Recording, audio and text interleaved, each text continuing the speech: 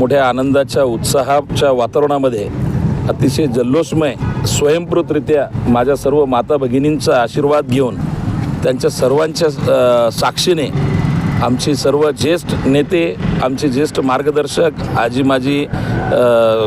माजी सैनिक, सर्व युवक, परिसरातील सर्व ज्येष्ठांचा आशीर्वाद घेऊन आज शिवसेना या पक्षाचा आम्ही आज निवडणुकीचा फॉर्म भरलेला आहे। आदरणीय या शिवसेना पक्षाचे मुख्य नेते एकनाथराव शिंदेसाहेबांच्या नेतृत्वामध्ये संपूर्ण प्रभागाचा आम्हाला विकास करण्याची आम्ही जी कास धरलेली आहे, त्या माध्यमातून आदरणीय पालकमंत्री महोदयांच्या आदेशाने, आदरणीय कार्यसम्राट आमदार प्रदीप भैया जयस्वाल साहेब यांच्या आदेशाने व आदरणीय खासदार संदीपानजी भुमरे साहेब यांच्या आदेशाने आम्हाला कालच निरोप आला आणि त्यांनी सांगितलं की ह्या ठिकाणी तुम्ही मोठ्या जल्लोषामध्ये जाऊन आपल्या पक्षाच्या वतीने तुम्ही फॉर्म भरून या म्हणून।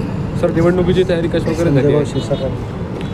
अतिशय जोरदार तयारी, कारण तयारी कोणाला करावं लागते की ज्याला काहीतरी करायचं असतं। आमची तयारी मागील 1.5 वर्षापासून विकास कामाच्या माध्यमातून आहे। प्रचंड प्रमाणात त्या ठिकाणी एवढं आमचं काम झालेलं आहे की मी कुठल्या पदावर नसताना ना, मी कुठल्या एखाद्या मोठ्या ह्याच्यावर असताना किंवा आजी नगरसेवक किंवा माजी नगरसेवक असताना आदरणीय एकनाथरावजी शिंदेसाहेब आमच्या पक्षाचे मुख्य नेते व उपमुख्यमंत्री यांच्या जे मोठ्या भरघोस निधीतून साहेबांनी जे आम्हाला 190 कोटी रुपये आमच्या परिसरासाठी ड्रेनेजसाठी दिलेत आणि विकास कामांसाठी दिलेत, त्या माध्यमातून जनता प्रचंड खुश आहेत। आदरणीय पालकमंत्री महोदय यांच्या विकास निधीतून, DPTCमधून, जिल्हा नियोजन समितीतून प्रचंड प्रमाणात आमच्या प्रभागात विकासाचे पैसे आलेले आहेत आणि त्या माध्यमातून काम आहे। आणि विशेष म्हणजे आमच्या या मध्य विधानसभेचे लाडके कार्यसम्राट आमदार प्रदीप भैया जयस्वाल साहेब हे यांनी आमचं पालकत्व स्वीकारलेलं आहे, ते आमचे नेते आहेत आणि त्यांनी या मध्य विधानसभेच्या मतदारसंघामध्ये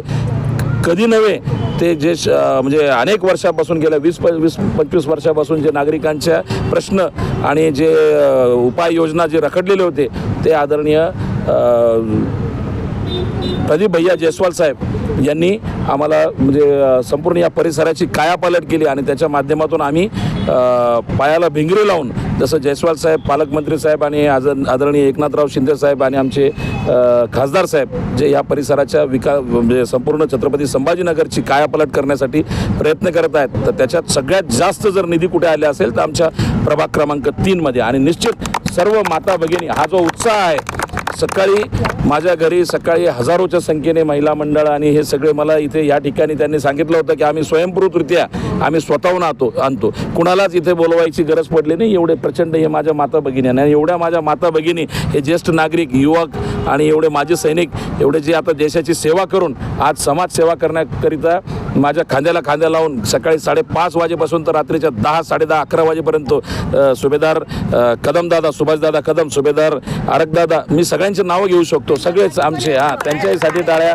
आमचे शाखा प्रमुख राजूभाऊ शिंदे असतील, सर्व महिला मंडळ सगळ्यांचे, राजूभाऊ जाधव, सगळे महिला मंडळ सगळ्यांचे नाव घेऊ शकतो मी, सगळ्यांचे नाव मला पाठ आहे म्हणून मी माता भगिनी म्हणतो, कारण एकाचं नाव घेतलं दुसरीला राग येईल, त्यामुळं कारण मला माता भगिनी भरपूर आहेत। तर त्या सगळ्यांचं पहिलं काम प्रभागमध्ये कोणतं राहणार आहे? सगळ्यात मोठं जे पहिल्याचे काम आमच्या हाती जे आम्ही घेणार आहे ते रस्त्याचे जे हे आहेत, तर रस्ते आणि सगळ्यात महत्त्वाचं जे आमच्या भीमनगर भावसिंगपुराचा जो पूल आहे, तो अरुंद पूल आहे, तो जो पूल आहे तो पूल मी त्या ठिकाणी मोठा करून त्या ठिकाणी डबल पूल बनवणार आहे, एक येण्यासाठी आणि एक जाण्यासाठी।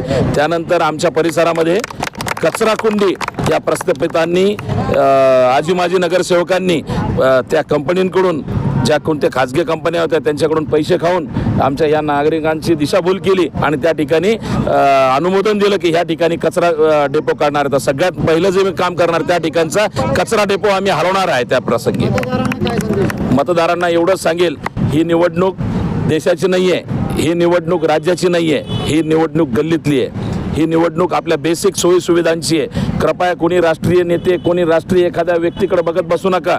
तुमच्या लाईट बदलण्यासाठी कोणी वरून येणार नाही आहे, तुमच्या ड्रेनेजचं काम करण्यासाठी कोणी एखादा वरून येणार नाही आहे। हेच त्या ठिकाणी तुम्हाला जे काही स्थानिकच्या गोष्टी असतात त्यासाठी नगरसेवक लागतो आणि निश्चित नगरसेवक म्हणजे मी काही नसताना एवढे जर प्रचंड प्रमाणात करोडोचे निधी आणू शकतो तर निश्चित सगळ्या भीमनगर भावसिंगपुरा परिसर असेल, संपूर्ण बेगमपुरा परिसर असेल, संपूर्ण गणेश कॉलनी असेल, चौस कॉलनी असेल, पहाडसिंगपुरा, बेगमपुरा, कुतुबपुरा, हे जयसिंगपुरा, हे संपूर्ण हिमायत बाग असेल, हा संपूर्ण परिसर जो आहे आमच्या प्रभागात. आणि सगळ्यात महत्त्वाचं मला जर काम करायचं असेल, हे प्रचंड नागरिक खुश आहे की विकास कामाच्या माध्यमातून त्यांना अपेक्षा वाढलेली आहे की ॲडव्होकेट बाबाभाऊ तायडे हे आम्हाला न्याय देतील. ज्या प्रकारे त्यांनी त्यांच्या परिसराची कायापालट केली तसं संपूर्ण प्रभागाची कायापालट केली.